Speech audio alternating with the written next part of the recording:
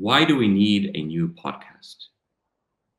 As we record this episode, Zionism, a European colonial project that has planted itself by force in the middle of the Arab world, has expanded its genocide across the Lebanese border.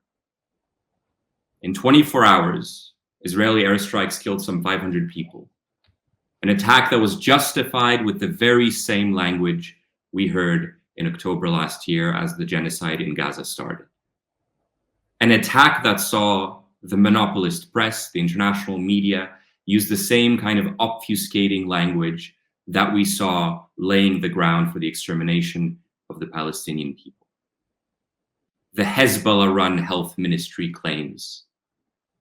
Hezbollah alleges, language that's meant to blind us to the live-streamed violence that we see on our screens every day. How do we understand what is happening? One way to view it is as an excess of power by a bad government. Here we have Netanyahu, this right-wing figure who has clearly gone insane. The political prescriptions from this analysis are what? A change in leadership, a ceasefire, a return to some elusive political norm. But this ignores the violence, the ongoing violence that the Palestinian people have now endured for over 75 years, a Holocaust in slow motion that would accelerate and decelerate with time, but whose aim has remained the same, the expulsion of the indigenous Arab people from their homeland. This framing of a bad actor, of bad people doing bad things, is clearly insufficient. The political demands that it generates are insufficient. They do not rise up to the sacrifice of the Palestinian people, to the struggle of the Palestinian people. What is needed is a clearer, more sweeping analysis, both of what the Zionist genocide represents and of what the Palestinian resistance means today. Because in fact, what we see in Gaza and Lebanon now is not unique. If we take on its own the tradition of settler colonialism, we can trace a clear lineage from the US extermination of the indigenous population in North America under the guise of manifest destiny, a God-given right to claim lands not their own, through to the Nazi German claim towards living space in Eastern Europe and its project of settler colonialism against the people of the Soviet Union, all the way to the Zionist project today, is the same instruments, the same language, the same images that we see of destruction, of death, of the destruction of land and natural resources that has echoed through similar instances in the past. But it's not just a question of the aesthetics of the violence, of the language that's being used, because underneath all of these expansionist projects, there is a shared engine, a shared logic, and that is the logic of imperialism. Imperialism is not a moral category. It's not an aesthetic category. It is a concrete stage in the development of capitalism.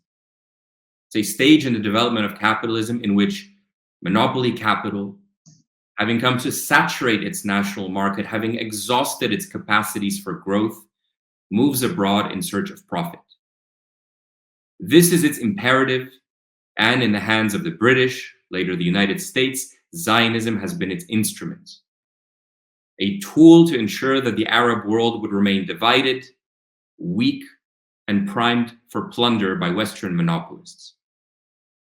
If we take that more expansive analysis as our guide, as our political lodestar, and we see the counter-revolutionary force it exacts as a historical pattern of imperialism, as an underlying cause of the kind of violence we see in Gaza and Lebanon, and which we have seen throughout history, throughout the past few centuries, and in particular, the 21st century, then we began to cohere around the kind of strategy and the kind of vision that can produce a movement that's capable of winning in this moment. Because imperialism remains a structuring feature of the political economy, one that has come to dominate every sphere of our lives, the Palestinian resistance also acquires world historic significance as a force that challenges not only a regional colonial project, but the entire scaffolding of international imperialism, which is led by the United States.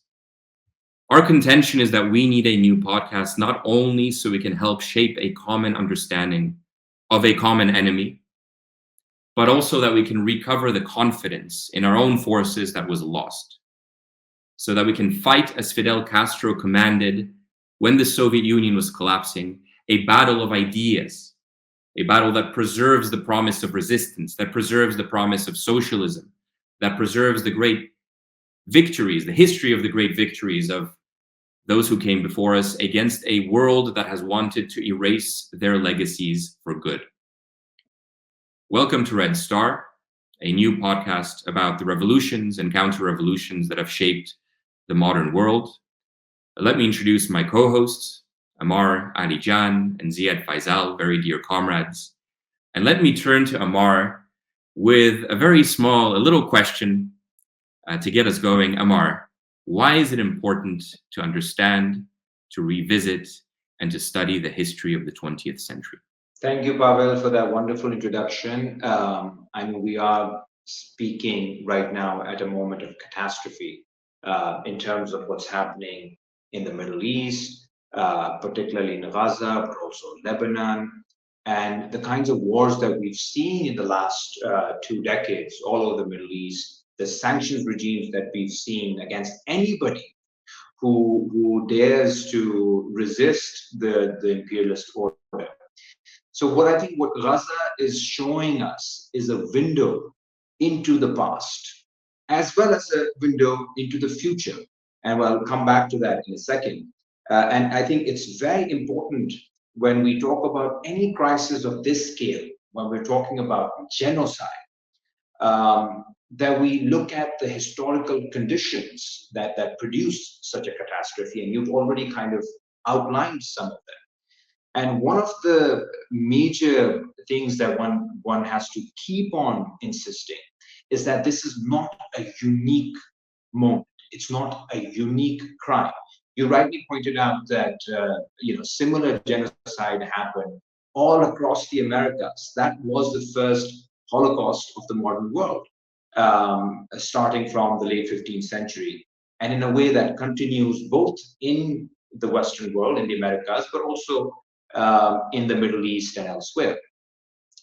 And it's that history, when you look at that history of slavery, of colonization, of the humiliation of people, the subjugation of people, the destruction of entire societies in Africa, in Asia, you realize that capitalism, with its advent, was in one way was bringing these ideas of the Enlightenment, but those ideas are very specific to the Western world. There was an entire other world, which today we call the Global South, that experienced capitalist modernity as a catastrophe, as a complete destruction of their own past, their forceful incorporation into other people's histories, other people's desires. The turning of millions and millions, a vast majority of the world, the vast majority of humanity, into mere footnotes in someone else's story. So, this whole idea that you have the will of the people in modernity, actually, the history of colonialism inverts that idea.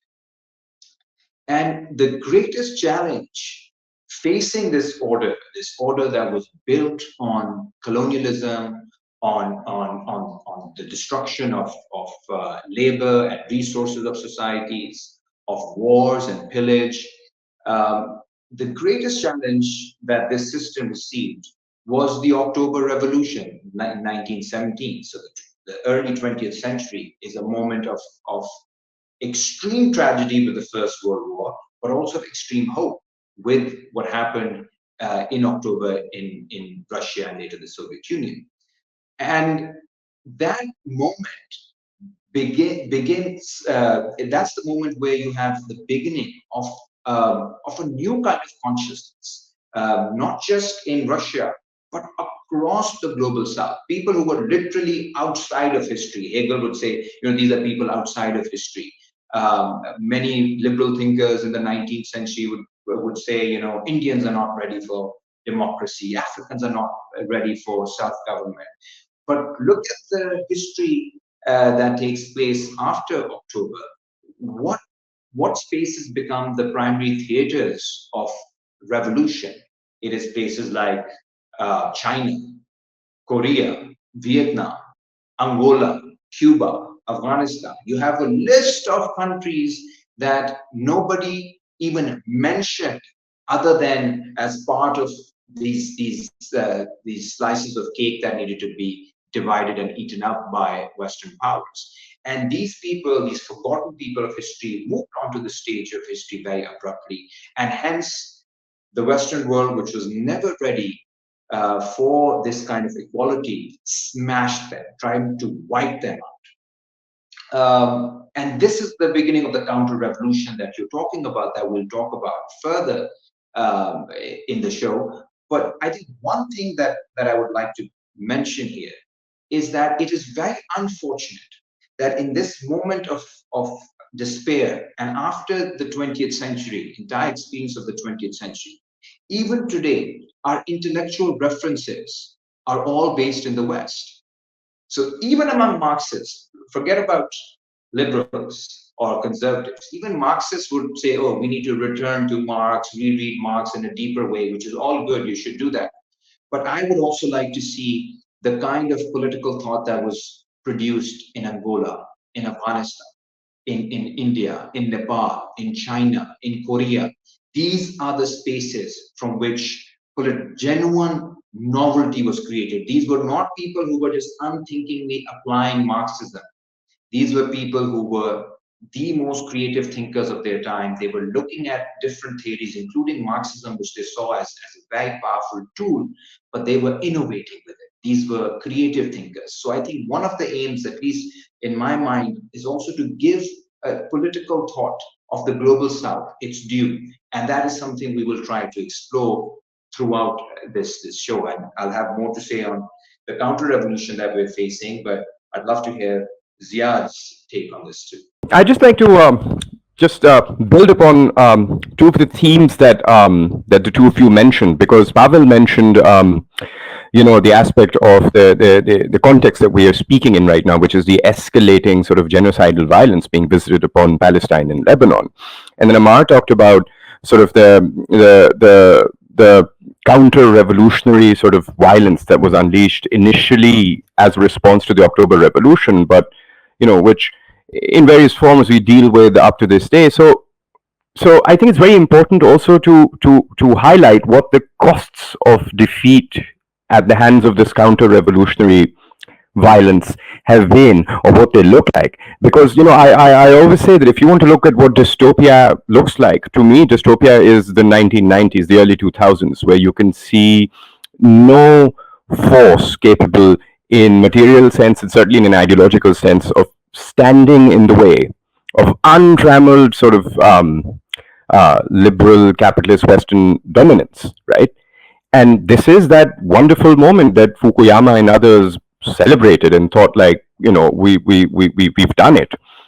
And look what they made of that opportunity, right? Look what they did with the moment that they got. They essentially, rather than dial down some of the counter-revolutionary violence, some of the paranoia, some of the supremacism, the ruling classes of that world post 1993 and up to 2003, which is the invasion of Iraq on a complete sort of made up sort of lie, you can see that there was an escalation of counter-revolutionary violence, or an escalation of violence in general against countries against Yugoslavia, against Afghanistan, against Iraq, of Israel against Lebanon in 2006. There was no let down in the level of violence. So I'm just trying to highlight the costs of defeat. It's not as if you stop fighting back, it's not as if you stop challenging the world, the capitalist world system in the way that the Soviet Union and others were, that somehow we would then have a world with lesser violence and lesser confrontation and lesser polarization. It's just that you have a world where one bloc runs roughshod over everyone, essentially. We can see the effect of defeat and the effect of not having any force standing, in any kind of opposition to the global ruling classes. And the result of that has not been less violence, but more, not less instability, but more, not less polarization, but more. So don't you think so, Pavel? I would think of the present moment not so much as a moment of defeat, but as a moment of retreat. In fact, since the Soviet Union collapsed, we've had tremendous victories on our side. We've had the Bolivarian Revolution in Venezuela. We've had Cuba surviving this special period. We've had China avoiding shock therapy and accelerating the process of socialist construction, lifting 850 million people out of poverty, a process that also included, we forget about this, the final decolonization of Hong Kong and its return to China, which was a process that threatened to be a lot more turbulent than it was. We've had victories, and we've had a gradual return towards organized political power. But it's true that the period in which the highest expression up to that point of the power of revolutionary forces, which was the Soviet Union, has opened the path to unrestrained violence by the imperialists. There was a study conducted by the US Congressional Research Service, which tallied up every US military intervention since the 19th century at some point. And if you count every single intervention since 1946, since the end of the Second World War, more than 80% of them have happened, more than 80% of these over that period have happened after the collapse of the Soviet Union. So the disappearance of this material counterweight to US power has opened the door for the violence that we saw, starting really with Kuwait, but going then to Iraq for the first time. The destruction, dismantling of Yugoslavia through multiple interventions and wars and bombing campaigns.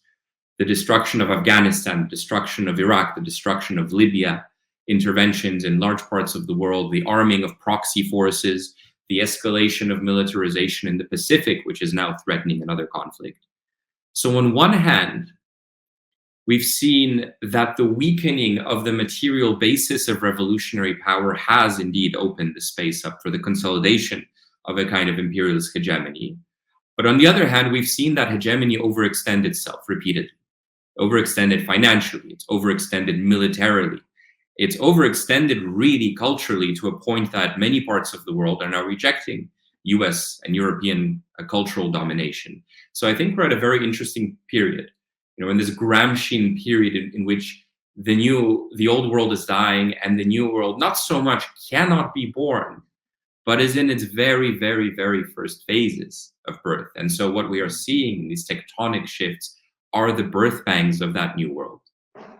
And again, a process that is being led not only by resistance forces in places like Palestine, in places like Yemen, in places like the Sahel, but also by the advancement of China and the continued existence of a revolutionary government in China, which has harnessed the productive capacities of capitalism and is now channeling them towards a project of socialist modernization that, for the first time in history, to an extent that the Soviet Union was never capable of doing, is challenging the US hegemony, not only militarily, but also economically. So this is a moment of tremendous terror, but I see it also as a moment of tremendous hope.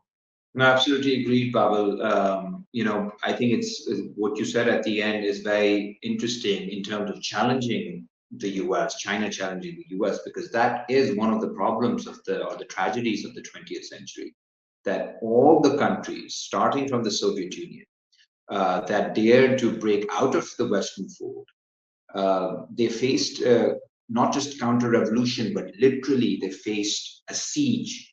Michael Parenti, of course, calls the construction of socialism in the 20th century as siege socialism. And we've seen that in Cuba as well. Even right now, they're under siege. Venezuela is under siege.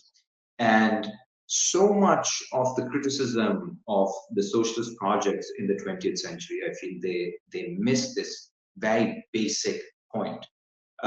Once you challenge the ruling classes who completely destroyed or tried destroying the French Revolution in the Thermidorian counter-revolution, who destroyed the Paris Commune, who literally colonized the entire world and produced secular colonial racist societies, that these ruling classes, with all the weapons and the financial power at their disposal, they will simply sit back and just watch a socialist country develop.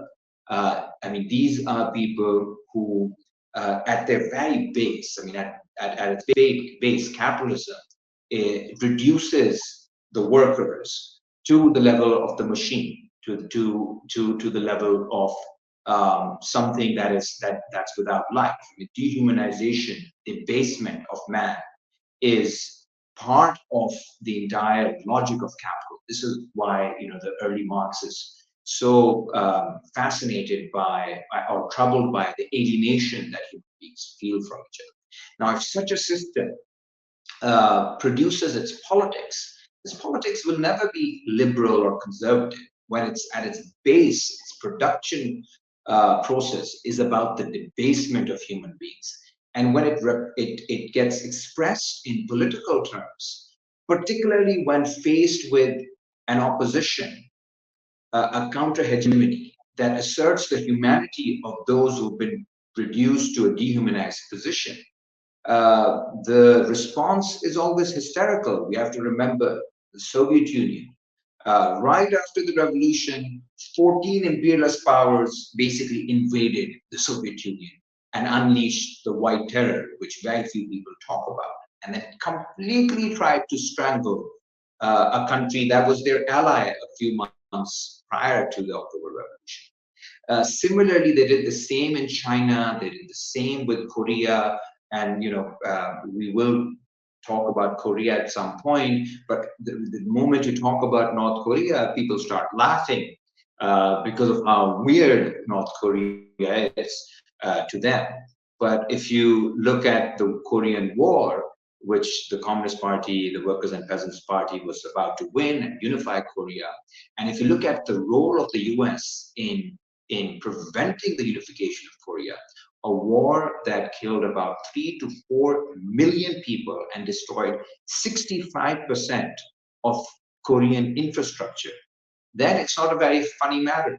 3 to 4 million people is something that's hard to imagine. It's a war that nobody in the US even talks about. So that's why what's happening in Gaza is part of this process of dehumanization that I feel is inbuilt in this system. And it expresses itself politically, most importantly, when it's challenged. And liberalism, remember, when they talk about, the language they use is another thing. The corruption of language is part of the counter-revolutionary process. Freedom is what the slave owners in the 1770s in America were using. That's the term, that our freedom is being infringed upon. That's what Gerald Horne writes about. And by freedom, they meant the freedom to own slaves.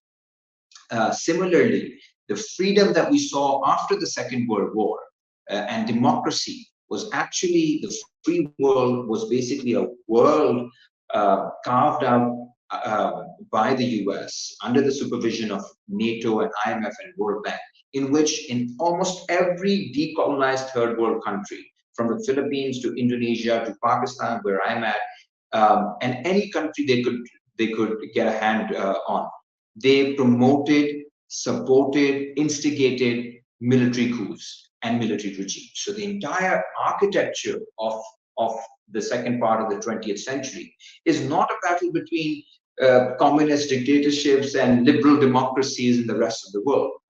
It has to be reframed, especially because, one, you had the worst kinds of dictatorships in the pro-US camp, from General Suharto to what was happening in the Philippines, to what was happening in Pakistan, to Guatemala, to Honduras.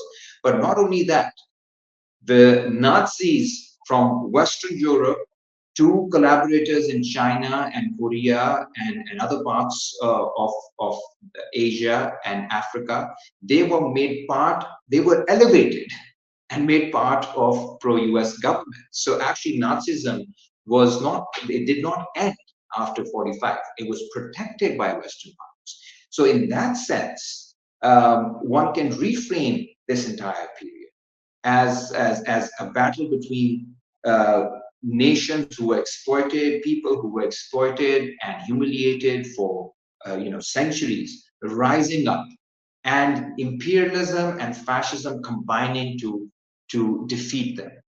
And the defeat that we talk about is a subjectivity that too many people on the left have internalized. And I like your framing of it, that's a retreat.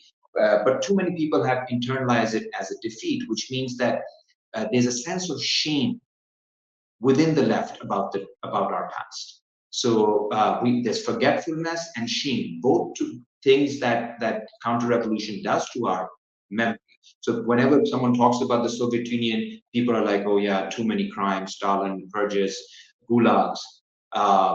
Very little discussion on the 14 imperialist countries invading the Soviet Union. Very little discussion on how the only question for the Soviet people was whether they would be able to resist the annihilation from the West that was in the offering. Similarly about China and other countries that we'll explore later, we have a sense of shame about people who were actually fighting for freedom, and those who were supporting the Nazis, those who were annihilating entire societies, those who were supporting military dictatorships against decolonization, they are the ones who have become the vanguard of world democracy. And what a great democracy they've given us, as Ziad mentioned, in Iraq, in Yemen, in Libya, in Syria. Everywhere they've gone, they have proven themselves to be a demolition squad. So I think that subjectivity of shame and defeat has to be overturned, and we have to take pride in our history, with, of course, valid criticisms. There is a thing in our podcast that bears explaining. We have something of a tagline which says "Notes from the Global South." Namar, you made a very important point about the importance of excavating the really rich theoretical and strategic traditions of the third world, the global south.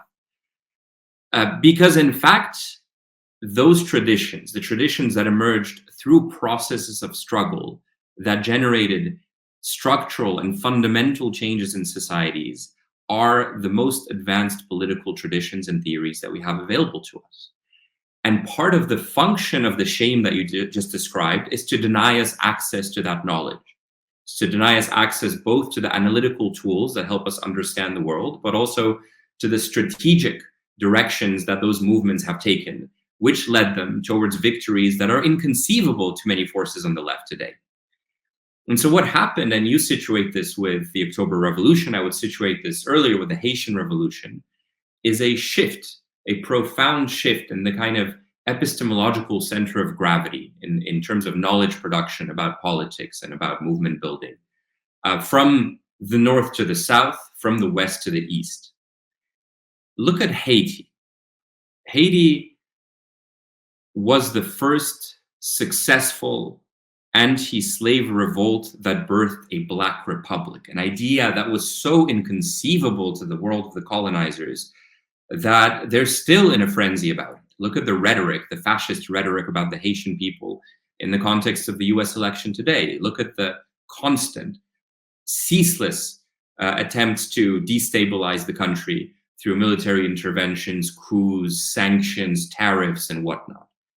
But Haiti is a very interesting example of what a people who have won their liberation set out to do next. The people of Haiti took part alongside the great Latin American liberator Simón Bolívar in liberating the entirety of Gran Colombia from the Spanish and in freeing the people who were enslaved in those territories. This is a struggle that birthed the states of Colombia, Ecuador, Panama, Venezuela, Northwest Brazil, and Northwest Peru. The Haitian general, Benito Servan, was dispatched in the late 19th century, I think 1987, to be an aide to the Ethiopian general who defeated the Italians at the Battle of Adwa. This was a battle that was decisive, and it prevented Ethiopia alongside Liberia from being the only states in Africa to remain independent from colonial rule.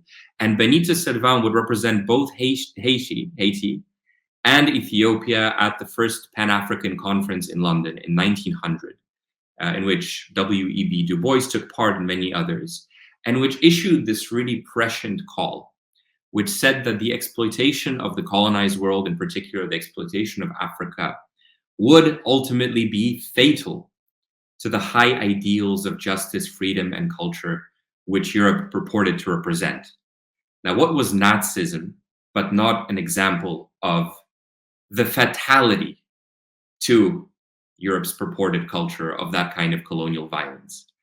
Now, just fast forward to the October Revolution, fast forward in fact a little bit earlier to 1913, just 13 years after this conference, and Lenin writes a very interesting text in an issue of Pravda, in which he says that, in not so many words, that the prospects of revolution in Europe are very dim.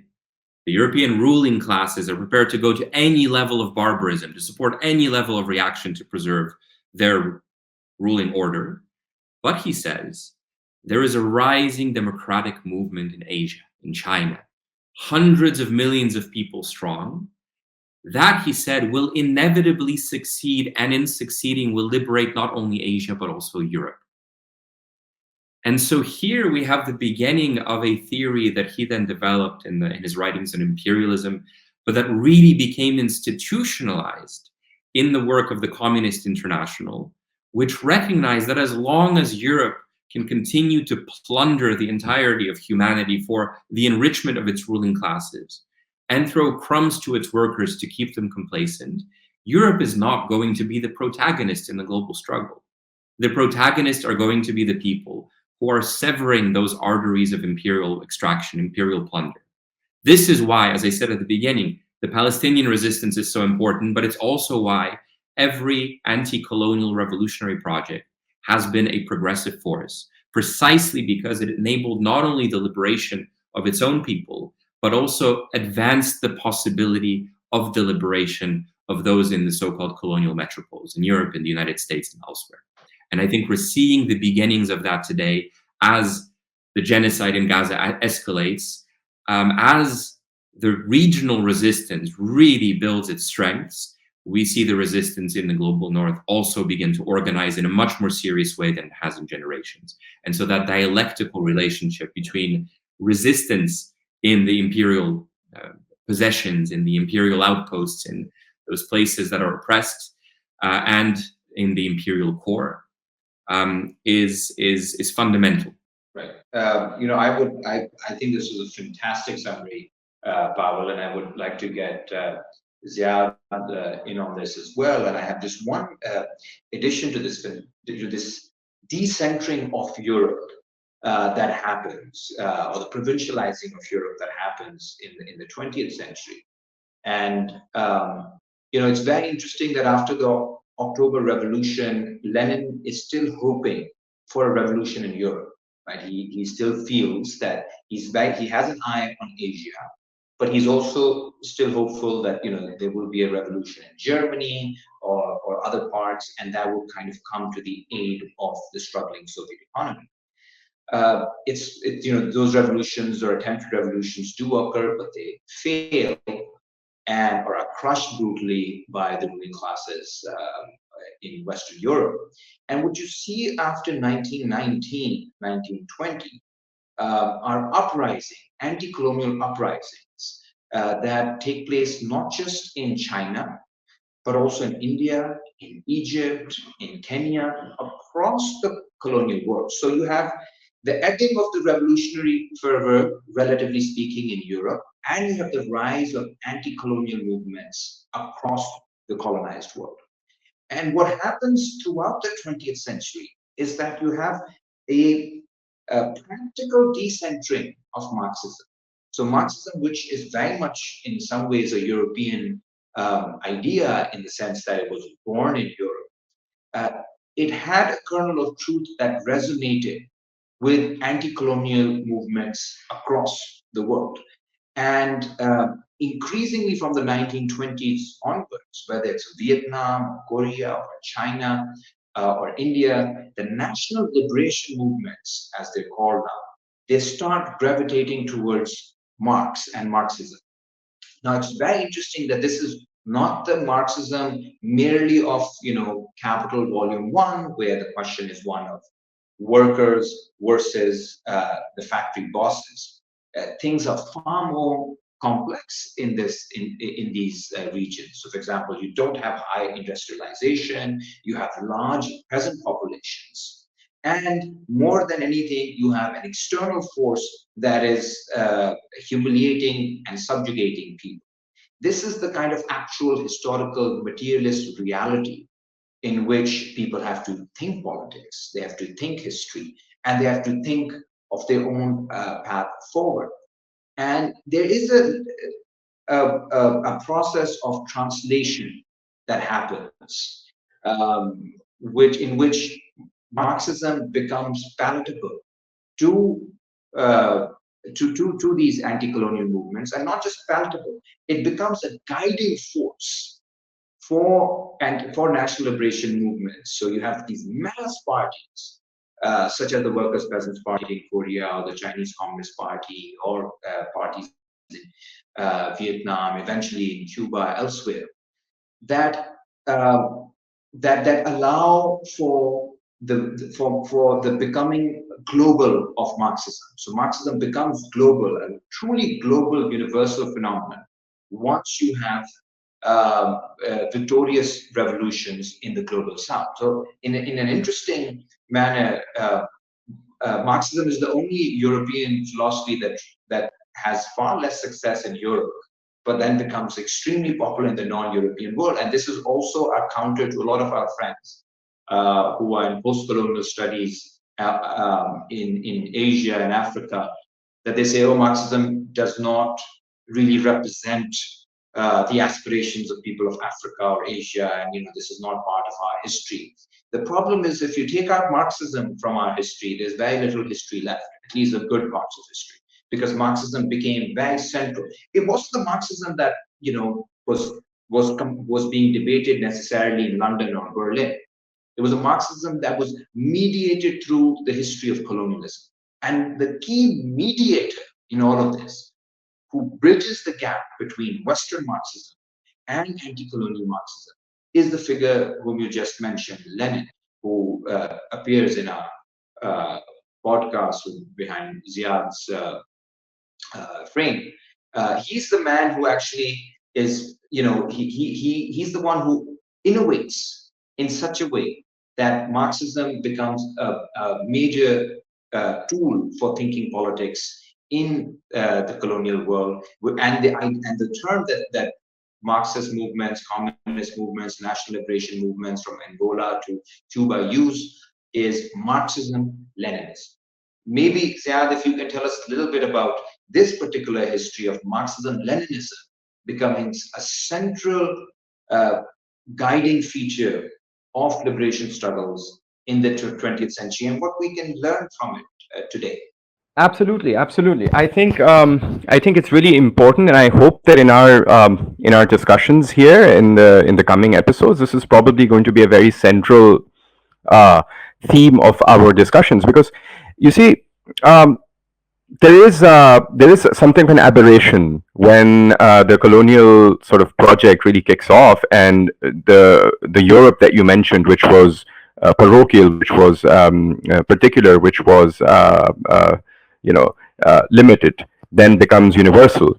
So there is this sudden aberration in world history where this sort of happens, and the period of decolonization coincides with, in a very broad sense, with the period of the rise of working class movements in the world system, and Marxism in general.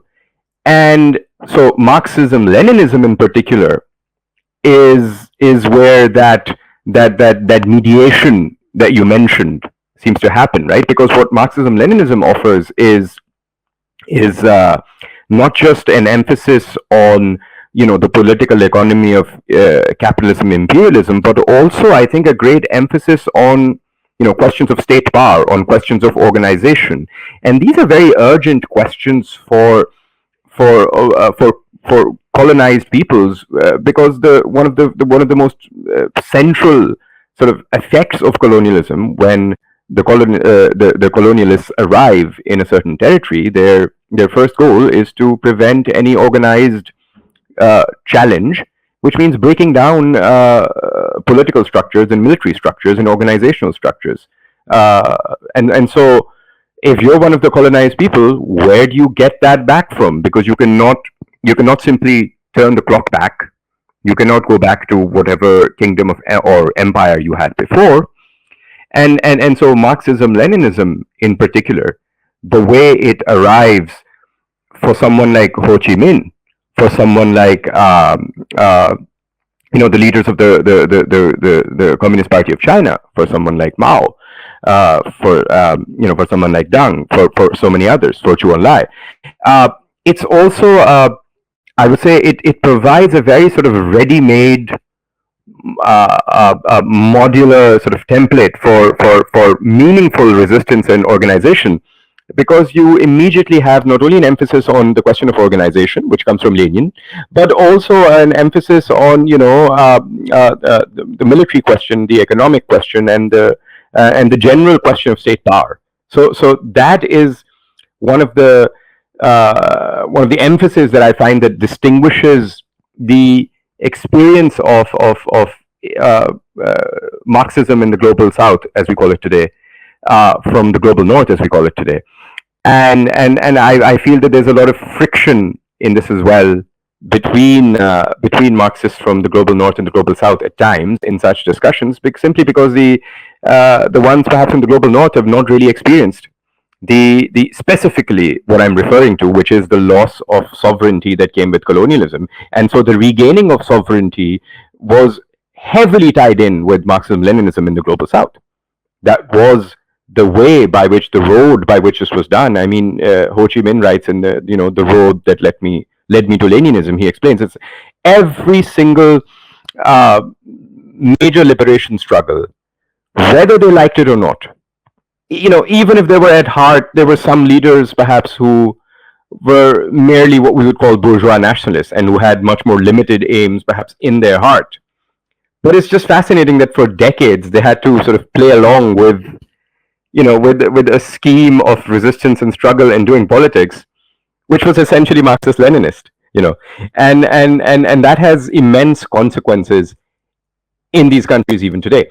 And it has even more consequences for us because, as Babel pointed out, it's not over just because certain Western Marxist intellectuals decided that it's over.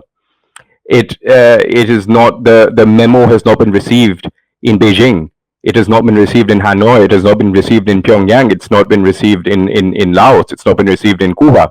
It's not been received in Angola and so many other places. So and today especially, it's a very interesting, I think, moment to be alive in that sense, because that shift that began, that Pavel mentioned in the earliest sort of like moments of the Caribbean uprisings in the 19th century, we have now sort of that shift has matured, and that shift in material power, ideological power, cultural power, that shift eastwards, that shift southwards, it's now matured. And so there is for people such as us, I believe there's a moment. It's not all doom and gloom. Whereas in the imperialist camp, there is this sense of urgency. They're losing it. As you say, they're freaking out because what you do, the jungle is growing and the garden, and this is to use the memorable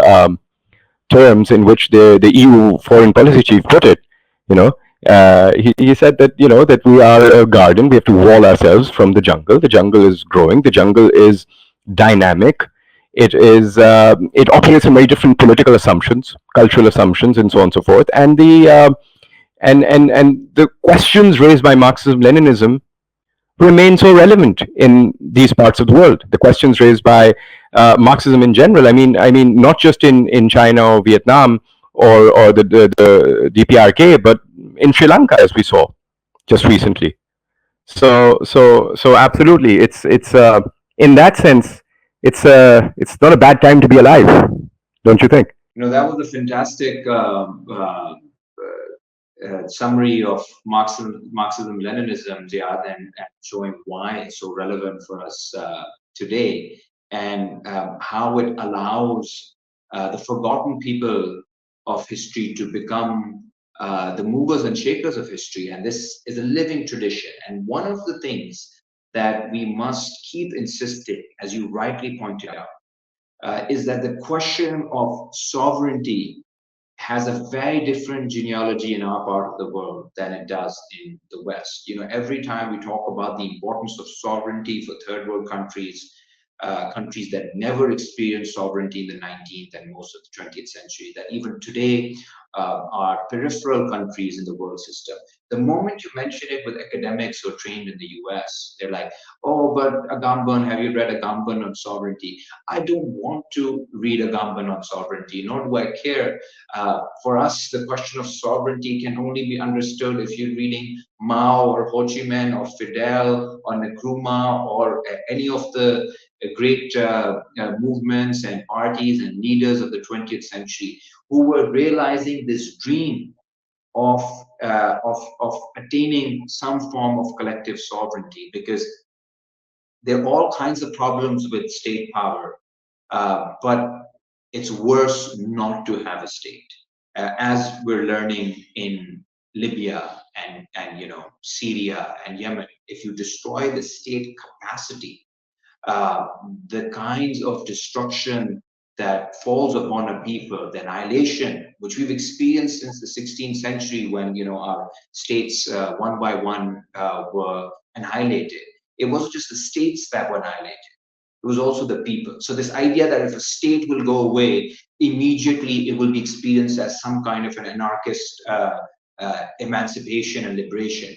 I think it's an idea that sounds really good in Western academia, but in the real world, we have to build a capacity to fight, which requires ideological capacity, which requires even military capacity, which requires organizational capacity, and it requires state capacity, because the other side is building NATO, it's building IMF, WTO, World Bank. It has all these institutional powers, huge corporations and monopolies.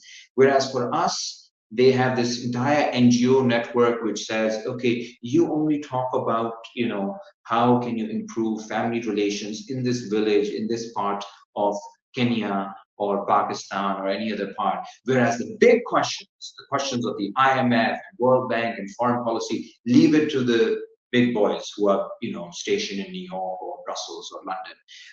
This is something we have to reject. We need to reclaim universalism. We need to reclaim grand ideas, big ideas, because without emancipatory universalism, you have universal horror, and that's something we have to fight. It would be insane for a teacher of physics to say, we're going to ignore the past few hundred years, we're going back to Newton and we're starting from square one, without talking about Albert Einstein and Niels Bohr and Heisenberg and Schrödinger and the Large Hadron Collider, the experiments that helped validate a lot of the theories that evolved over time. But somehow it's appropriate to go back to Marx or even go back to Hegel, ignoring not only that things have happened to develop these philosophies, but that those philosophies internally, within their own logic, are dynamic, they're not static. They are shaped by and help shape struggle, which is why Lenin was able to innovate a philosophy that was largely developed to understand the position of the European working class, the industrial working class, to also take into account the position of the peasantry. An issue that became even more relevant as other revolutions in the global south picked up pace. Now, we intended this first episode of Red Star to be a bit, as Amar said, a bit of a structured rant. And we did that deliberately because we wanted to pull out a lot of different threads from the history of struggle, from the history of counter-revolution over the course of the past century and beyond, that we could then start to unravel over the course of future episodes. In future episodes, we'll have discussions in a similar format to today, but we'll also invite guests to help us unpack specific questions about specific struggles or regions of the world or periods in history. We'll have episodes come out a few times a month. They'll be hosted on our YouTube channel. Please subscribe. Please follow us so you can get updates about future shows. We look forward to hearing your feedback about the show, to hearing your suggestions about people we might want to have on it, topics that you might like to see discussed. And thank you all for tuning in. Of course, thank you, Amar and Ziad.